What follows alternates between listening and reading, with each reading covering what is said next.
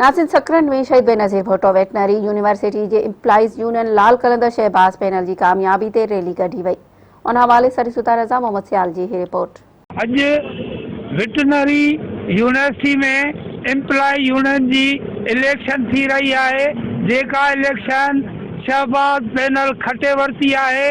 अचो तो हिनन खां पुछूं तो वधीक ही इन बारे में छा था ॿुधाइनि। रहमान रहीम, असांखे ॾाढी ख़ुशी थी आहे त ग़रीब पोरियत असांखे वोट नहीं, असांखे वॾी हिकिड़ी ज़िम्मेवारी पंहिंजी ॾेई छॾी आहे यूनिवर्सिटी में। ऐं इंशाअल्लाह ताला असां यकीन था कयूं, यकीन सां इन्हनि खे मुलाज़िमनि खे ॾियारियूं था त इंशाअल्लाह जीअं तव्हां असां ते उम्मीद रखी असांखे वोट ॾिनो आहे, ऐं इंशाअल्लाह अॻिते बि असां तव्हांजा हर कम दुख हुजे सुख हुजे तव्हां सां शरीक हूंदासीं इंशाअल्लाह। बिस्मिल्लाह रहमान रहीम, मां अब्दुर्रहमान सर वेटनरी यूनिवर्सिटी सकरन जो एम्प्लॉइज़ आहियां ऐं हींअर इलेक्शन मां सदर मुंतखब थी आयो आहियां।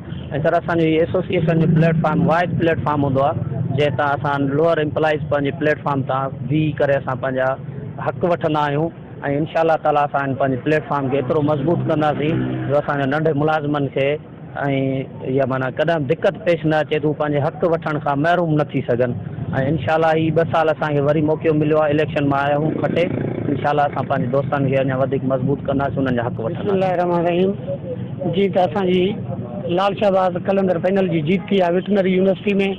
उन सिलसिले में ख़ुशी में असां सभु दोस्त हिते प्रेस क्लब सकरन ते गॾु थिया आहियूं।